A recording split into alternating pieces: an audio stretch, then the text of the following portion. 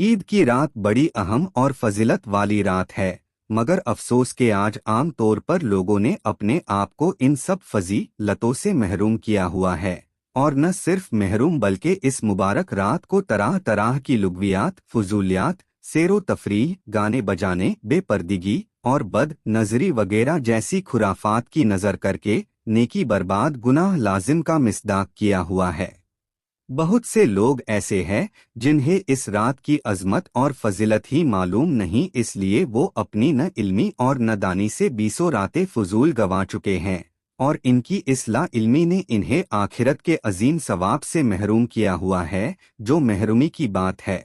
بعض لوگ اس رات کی فضیلت اور عظمت کو تو جانتے ہیں، لیکن وہ بھی اس کو کوئی اہمیت نہیں دیتے اور سمجھتے ہیں کہ اس رات میں عبادت فرض اور واجب نہیں۔ بے شک اس رات میں عبادت فرض اور واجب تو نہیں، لیکن ان لوگوں کو سوچنا چاہیے کہ اللہ تعالیٰ اور اس کے نبی کی کیا ترغیبات فضول اور اس قابل ہے کہ انہیں غیر فرض قرار دے کر رد کر دیا جائے۔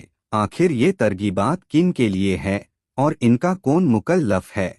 بعض لوگ اس مبارک رات میں آتش بازی اور گولہ پھوڑ کر خوشی کا اظہار کرتے ہیں، جبکہ آتش بازی یا گولہ سے خوشی کا اظہار کرنا بذات خود گناہ ہے، اور اس سے دوسروں کو ایذا اور تکلیف بھی ہوتی ہے، اور بعض اوقات جانی یا مالی نقصان بھی ہو جاتا ہے، لہٰذا اس طرز عمل سے بچنا چاہیے۔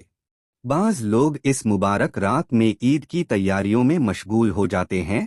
اول تو آج کل جن بے شمار فضول خرچیوں کے سیلاب کو عید کے لوازمات میں سے سمجھ لیا گیا ہے، اس کا دین و شریعت سے تعلق نہیں، دوسرے شریعت کی حد میں رہتے ہوئے تیاری خاص اس رات سے پہلے بھی کی جا سکتی ہے۔ بہت سے لوگ اس مبارک رات میں ٹی وی کے پروگرام دیکھنے میں مصروف رہتے ہیں، حالانکہ موجودہ شکل میں ٹی وی بہت سے گناہوں اور کئی خرابیوں کا مجموعہ ہے، جس کی وجہ سے اس کو دیکھنا منع ہے۔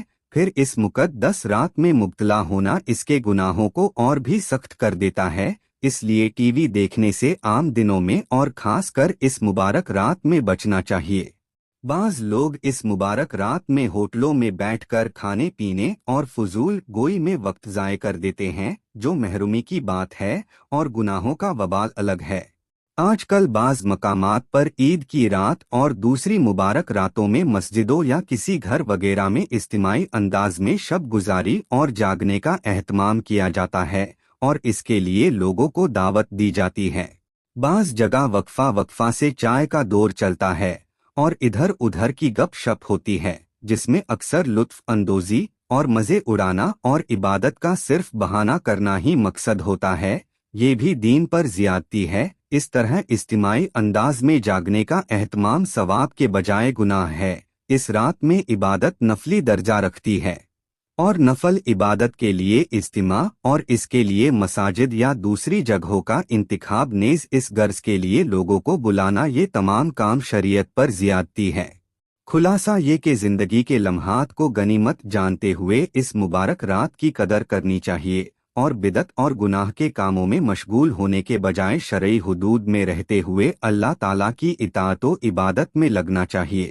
زیادہ عبادت اس رات میں کوئی نہ کر سکے تو کم از کم عشاء بجامات پڑھ کر جتنی دیر عبادت کر سکے کر لے، پھر سو جائے، اور فجر بجامات اٹھ کر ادا کر لے، یہ بھی غنیمت ہے۔ عید کے دن اکثر لوگ عموماً فجر کی نماز بجامات نہیں پڑھتے، بلکہ بہت سے مردوں اور عورتوں کی نماز قضا تک ہو جاتی ہے۔ اس طرح عید کی ایک اہم اور پہلی سنت یعنی صبح سویرے اٹھنا بھی فوت ہو جاتی ہے۔ اس طرز عمل سے بچنے کی ضرورت ہے۔